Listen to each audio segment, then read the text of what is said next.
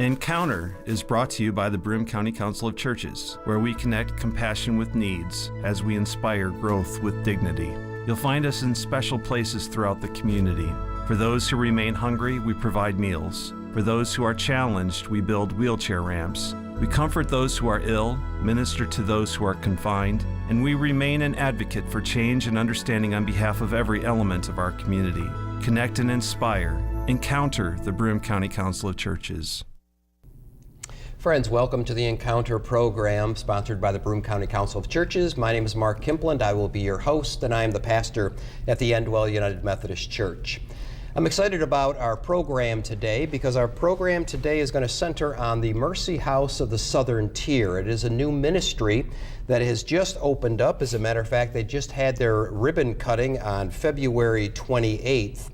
And we have some folks that we will introduce to you in just a moment, but I want to just give you the essence of what the Mercy House is all about. And I took this from their website that I found very exciting.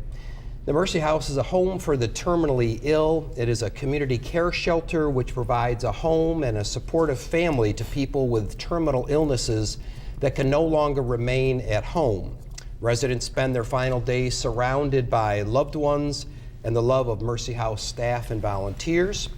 The mission of the Mercy House of the Southern Tier is to unconditionally accept each resident and assure that they are treated with dignity, respect, and compassion.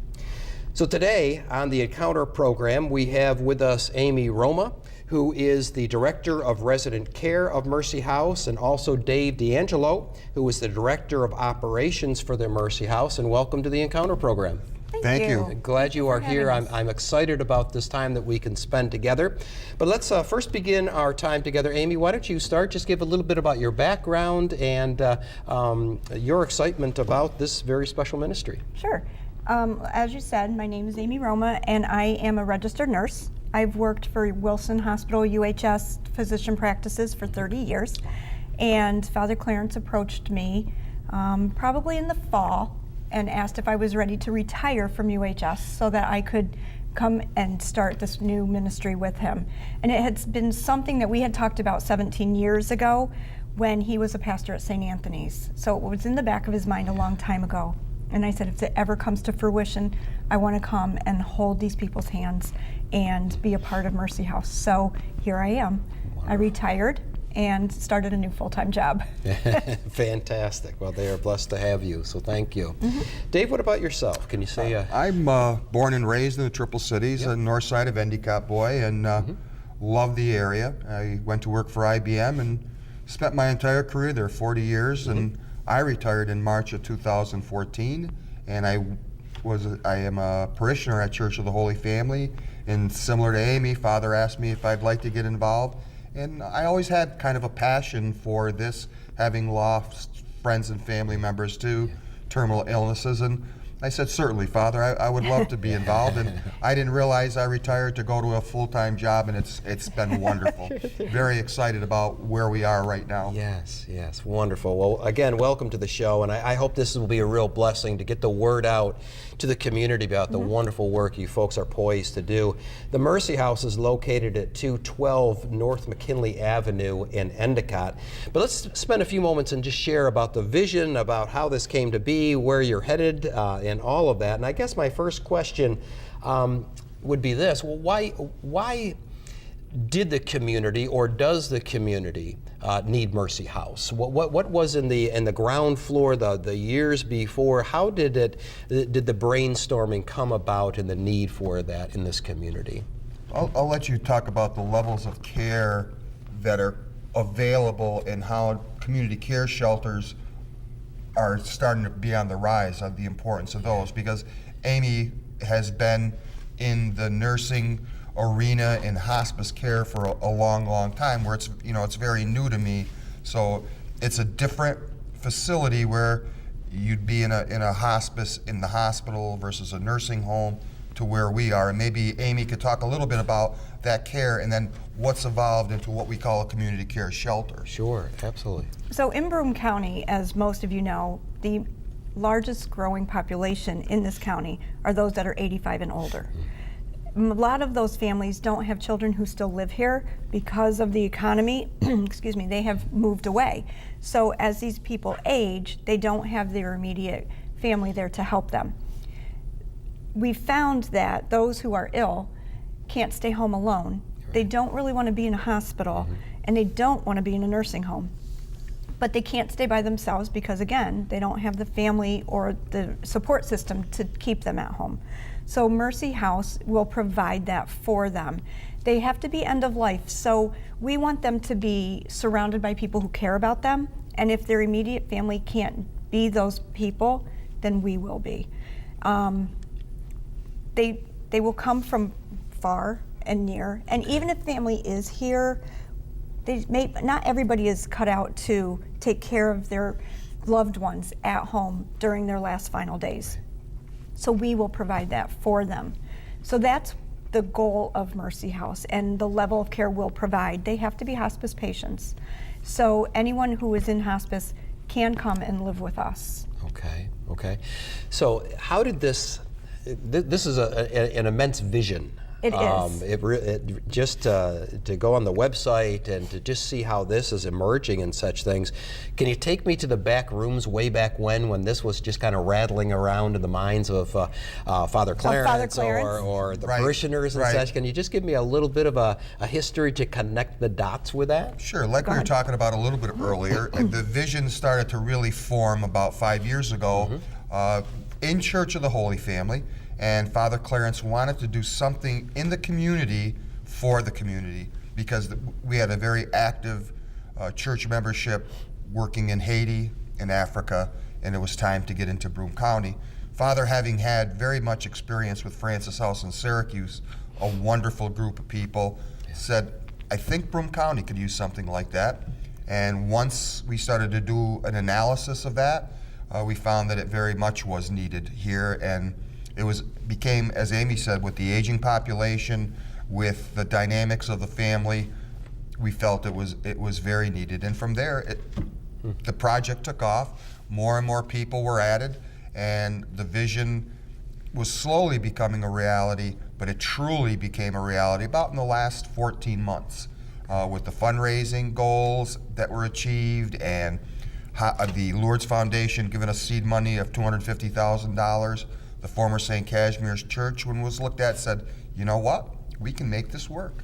And Anthony Panicia and Delta Engineering and Chandis Development and Design, amazing what transpired from that church. And I was privileged to help clean inside that church when we first purchased it. And, having sat there abandoned for almost 2 years, it was kind of a mess, and I guess I'm not much of a visionary, because when I looked at that church, I was thinking, oh no, are we really going to be, how's this going to work? And to the point, to what it started and what it became when we started, we broke ground in September, which is really amazing, September this past year, and in 5 months had our grand opening. And I'll tell you, a lot of us, in those last couple of days, as we were just getting ready, a lot of us had tears in our eyes that just how beautiful it turned out. Yes, it's an amazing facility. It really is. So from this idea that has now bearing fruit and will bear much fruit and such things, how has the community responded to this? What's been going on with the Mercy House in light of the community response? Well, I would go ahead, and then I want to give a couple examples Yeah, from both ends of the spectrum of how the community's been involved. The Italian club at Ely High School, for instance, those young adults decided that they wanted to have a fundraiser, and of course, being the Italian students on the north side of Endicott with the Sons of Italy, they had a pasta dinner for us a year ago, and that raised over $1,000. Wonderful. And then they did it again this year. They had so much fun doing it, and these kids were so enthusiastic, so happy, so fun-loving. This year they raised over $2,300 for the dinner. And so we had a very young community involvement, and so many churches in the area have also helped either with fundraising, donations of quilts.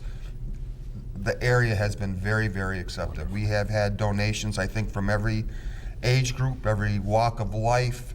It's been just a fantastic experience, very much community involvement, and we need to sustain that community involvement, because that's the way Mercy House operates, is on donations. We're not eligible for federal and state funding. You know, we're nonprofit. It costs money for Mercy House to run, and we're very excited about how well we've been received in the community. Fantastic. And from my standpoint, just from the open house, we really didn't know what to expect or how many people to expect. We could have had 10, we could have had 500, that was our thought. We had over 1,000 people that came through and toured Mercy House, and from that, we received donations. People were just writing checks right then and there. And we had more people sign up to volunteer. We have over 200 volunteers. I think we have gotten in the past probably week 75 more people who have wanted to volunteer. So just that exposure, whether they came because they knew of Mercy House or it was curiosity to really see what it was like, it was a phenomenal day. Wonderful. So it has touched a nerve. It really has ignited. Yeah. And there were a lot of tears, you know, that day, out of pure joy or just people thinking what a wonderful facility this would be. Yeah. Well, that's the volunteer population will be extremely important for us because we are nonprofit, and you need volunteers to help run that home, because we'll have 98% is volunteers. We only have a very, very small paid staff, and those volunteers will be doing everything, and they already have started doing everything. And as Amy said, we have over 200 volunteers, but being and that sounds like a tremendous amount, but being a 24/7, 365-day facility, you need volunteers. A lot of volunteers. Absolutely. And so we're very excited about that, the response that we had after the open house as well.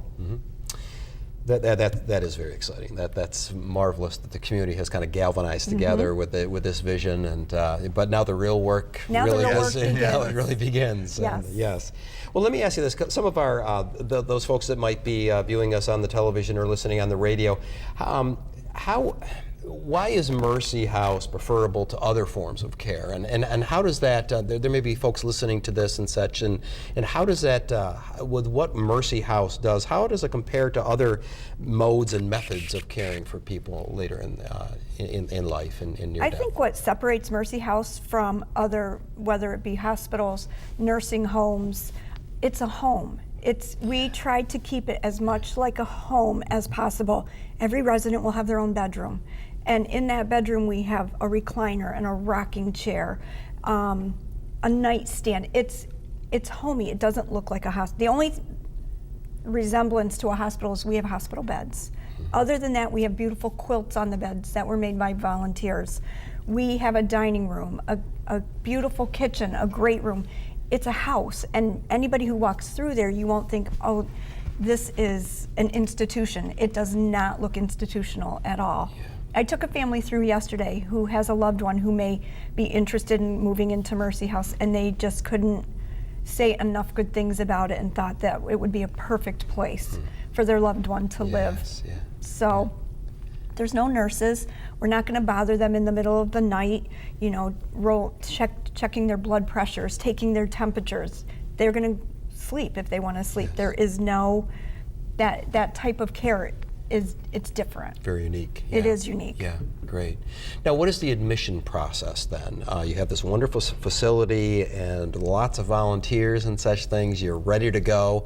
What would be the admission process? There may be many viewers and listeners here that have family members or friends and such things that this might minister in just a really special way. What's the process? The process would be the resident has to be a patient of hospice. That's number one. Okay. They also have to have a signed do not resuscitate order to be a resident of Mercy House. We can get those phone calls directly from families, or we can get them from hospice, or we can get them from the case managers at the hospital. Okay. Once they reach out to Mercy House, and usually they'll go through me, I will go out and meet with the family and talk to them and make sure that they understand what Mercy House is, what we can offer them, and then it's up to them to make that decision whether they can come. They do have to remain in hospice as long as they live with us. That's where we get our medical direction. Okay. So, and that's basically how you get into Mercy House. Okay. It's not difficult. Right. It's not a long, drawn-out process. Yes, yes. It's a phone call yeah. and a meeting. Okay. Yeah, because that would really throw a monkey wrench into the whole ministry. Exactly. And such things. Yes, it would. Let me ask you, where are you now then? You just had the ribbon cutting, had the open house and such things. Where are you for admitting people into the Mercy House, and how many are able to live there? And Well, it's very exciting because I interviewed my first potential resident yesterday, and I'm going to interview another one today. So we hope to have 2 residents by Tuesday. We're going to keep only 2 for at least a month because it is brand new, and we need to make sure we know what we're doing, and we want to make sure we do it to the best of our ability. So after the first month, we'll take 2 more, and we'll go from 4 to 6 till we can get to 10. We have 10 beds, so that will be the most we can take. And we wanted to do a soft opening, just like Amy said, to make sure that no matter how much you plan, how much you do, there's always maybe a little something you missed, and we'd rather miss that with, a small contingent of people, because our prime concern is to make sure not only are the new residents safe, which they will be, but also loved, and that they're getting the proper, care from us. Once we go to that 10-bed facility, when we open up for all 10 beds, some people had asked me, wow, 10 beds, that doesn't seem like a lot. Well, we have to understand that this is end-of-life care. Yes. So an average stay, most likely in some of the studies we did, is about 2.5 to 3 weeks. That's the average. Okay. So based on that being the average, and knowing you'll have some longer and some shorter, we'll actually be able to service about 150 to 160 residents over the course of a full